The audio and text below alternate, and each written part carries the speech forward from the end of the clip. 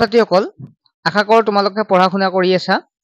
ছাত্ৰ ছাত্ৰীসকল এইখন হৈছে MIL অৰ্থাৎ আছামিছৰ কুৱেশ্যন পেপাৰ। যিসকল ছাত্ৰ ছাত্ৰীৰ নেক্সট পৰীক্ষা আছে আছামিছৰ, তোমালোকৰ বাবে ইম্পৰ্টেণ্ট হয়।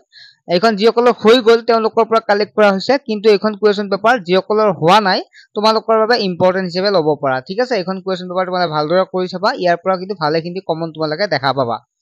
ছাত্ৰ ছাত্ৰীসকল ইয়াৰ উপৰি তোমালোক জনাব বিচাৰো যে তোমালোকে যদি টিউশ্যনৰ কাৰণে হাবাথুৰি খাই ফুৰিছা বা টিউশ্যনত 12 দিনত তোমালোকৰ যদি 400-500 টকা দিব লগা হয়, যিসকলে এমাহ দুমাহলৈ ল'ব নোৱাৰা হয় আৰু লগতে টিউশ্যনৰ কাৰণে বহুত দূৰ যাব লাগে, সময়টোও নষ্ট হয়, লগতে কষ্টও থাকিল, গতিকে তেনেকুৱা ছাত্ৰ ছাত্ৰীয়ে এতিয়া মাত্ৰ 99 টকাত মাহিলী 99 টকাত আৰু 599 টকাত বছৰৰ কাৰণে মেথছ, সায়েন্স, ছ'চিয়েল সায়েন্স আৰু ইংলিছ গ্ৰামাৰ 4টা বিষয়ত পঢ়িব পাৰিব।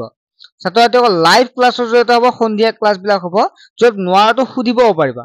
ক্লাছ 8, 9 আৰু 10ৰ তিনিটা ক্লাছৰ কাৰণে এই ক্লাছ উপলব্ধ, এই অনলাইন টিউশ্যন উপলব্ধ। গতিকে যিসকল ছাত্ৰ ছাত্ৰী তথা অভিভাৱকসকলে নিজৰ ল'ৰাটো বা ছোৱালীজনীক দিব বিচাৰে তেতিয়াহ'লে হোৱাটছএপ নম্বৰটো SMS কৰি জইন হ'ব পাৰে। ছাত্ৰ ছাত্ৰীসকল তেনেহ'লে আমি আগবাঢ়িছোঁ প্ৰশ্নলৈকে, আৰু তোমালোকে চেনেলটো ছাবস্ক্ৰাইব কৰি ৰাখিবা, ইউটিউব চেনেলটো, আৰু ক্লাছত পাৰিলে জইন হ'বা, এটা ভাল ৰিজাল্ট কৰিবই পাৰিবা, কাৰণ ইতিমধ্যে আমাৰ ছাত্ৰ ছাত্ৰী বহুত হৈছে।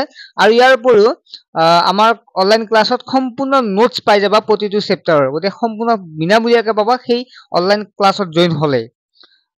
তেতিয়াহ'লে আমি প্ৰশ্নখনলৈ আহিছোঁ, তোমালোকে জইন হ'লে হোৱাটছএপ নম্বৰ বা ফোন কৰিও তোমালোকে জানিব পাৰিবা। এতিয়া প্ৰথম প্ৰশ্নটো আছে অতি চমু প্ৰশ্ন উত্তৰ দিয়া।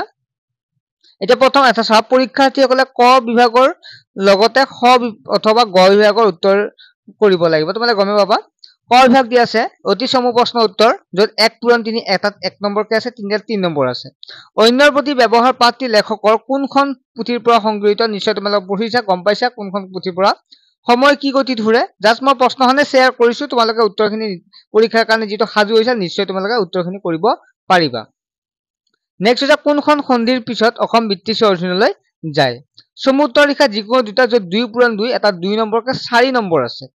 ঠিক আছে, অন্ধবিশ্বাস মানে কি? সময়ৰ ভাগবোৰ কি কি? আৰু লগতে প্ৰাকৃতিক জগত বুলিলে কি বুজা? যিকোনো তিনিটাৰ যিকোনো দুটা কৰিলেই হৈ যাব। 3 নম্বৰ প্ৰশ্নটো হৈছে তাৎপৰ্য ব্যাখ্যা কৰা যিকোনো এছোৱা। সোণৰ জেউতি অমান্য কৰিলে নকমে, সংস্কাৰ এক জীৱন পদ্ধতি। যিকোনো তোমালোকে এটা কৰিলে হ'ল, য'ত 3 নম্বৰকে আছে। চমু টোকা লিখা যিকোনো এটা, কুবেৰ বা বেলিহৰি, য'ত 2 নম্বৰ আছে, এটা কৰিলে হ'ল। 5 নম্বৰ প্ৰশ্নটো আহিছিল চমু উত্তৰ দিয়া যিকোনো দুটা, শংকৰদেৱৰ শ্ৰেষ্ঠ তত্ত্বমূলক গ্ৰন্থখনৰ নাম কি? সৌম্যবস্ত্ৰ শব্দটিৰ অৰ্থ কি?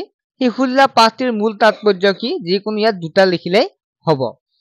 নেক্সট 6 নম্বৰ হৈছে তাহাংক তনয় মানিবলে যশোদা বান্ধন্ত উৰুখ হলে, কথাষাৰ অন্তৰ্নিহিত তাৎপৰ্য বুজাই লিখা, য'ত 2 নম্বৰ তোমালোকৰ আছে। 7 নম্বৰ প্ৰশ্ন হৈছে কৃষ্ণক ধৰিবলৈ গৈ যশোদাই কেনে অৱস্থা হৈছিল? য'ত 2 নম্বৰ আছে। তাৰপিছত নেক্সট হ'ল শিশুলীলা পাঠটিৰ আধাৰত শ্ৰীকৃষ্ণ নানান ধৰণৰ কাৰ্যৰ বিষয়ে নিজৰ ভাষাৰে বিৱৰি লিখা, য'ত 3 নম্বৰ আছে। নেক্সট হৈছে উত্তৰ লিখা বিপৰীত শব্দ লিখা যিকোনো এটা, সক্ষম বা গহীন যিকোনো এটা লিখিলে হ'ল, য'ত এটাত 1 নম্বৰকে 6টাত 6 নম্বৰ আছে। সমাৰ্থক শব্দ লিখা যিকোনো এটা, বস্ত্ৰ বদন। গটো আছে কি কাৰণে মধুনন্ন হৈছে লিখা যিকোনো এটা, হটো হৈছে বাক্য সাজা যিকোনো এটা, 19 নম্বৰটো হৈছে সন্ধি ভাঙা যিকোনো এটা, আৰু প্ৰথম ছটো হৈছে ক্ৰিয়াপদ কাক বোলে সূত্ৰ লিখি উদাহৰণ দিয়া। 10 নম্বৰ প্ৰশ্ন হৈছে উত্তৰ দিয়া যিকোনো তিনিটা, 1 পূৰণ 3 নম্বৰ আছে। আহোমসকলৰ আদি বাসস্থান ক'ত? নেক্সট অসম সাহিত্য সভাৰ প্ৰথম অধিৱেশনৰ সভাপতি কোন আছিল? বৰাক উপত্যকাৰ মানুহৰ প্ৰধান জীৱিকা কি? কাৰ্বিসকলক অসমৰ কলম্বাছ বুলি কোনে কৈছিল? 11 নম্বৰ প্ৰশ্ন হৈছে তোমাৰ দ্ৰুতপথত সন্নিৱিষ্ট যিকোনো এটা জনগোষ্ঠীৰ লৈ বিশেষ বৰঙণি যোগোৱা এজন ব্যক্তিৰ বিষয়ে চমুকৈ লিখা। নেক্সট 12 নম্বৰ আছে কি কৈছে তলৰ যিকোনো এটা বিষয়ৰ ওপৰত ৰচনা লিখা, তোমাৰ প্ৰিয় সাহিত্যিক, ছাত্ৰ কৰ্তব্য, পৰিৱেশ প্ৰদূষণ। তাৰপিছত খ বিভাগ আছে অতি চমু উত্তৰৰ প্ৰশ্ন 1 পূৰণ 2, শংকৰ পূৰ্ব যুগ বুলি যুগৰ কবিসকলৰ শ্ৰেষ্ঠ কবি কোন? হনুমন্ত লংকা দৰ্শন কাব্যাংশৰ কোনটো কাণ্ডৰ পৰা লোৱা হৈছে? 14 নম্বৰ হৈছে চুবেল সিংহত বহি হনুমন্তই কি ভাবিছিল? 15 নম্বৰ প্ৰশ্নটো হৈছে হনুমন্তে গধূলি সময়ছোৱাত দেখা লংকা নগৰীৰ এটি বৰ্ণনা দাঙি ধৰা। 16 নম্বৰ হৈছে চমু টোকা লিখা যিকোনো এটা মাধৱ কন্দলী বা সুগ্ৰীৱ। 17 নম্বৰ হৈছে তলৰ শব্দৰ এটা আধুনিক ৰূপ লিখা কলবেৰ তাহিতে।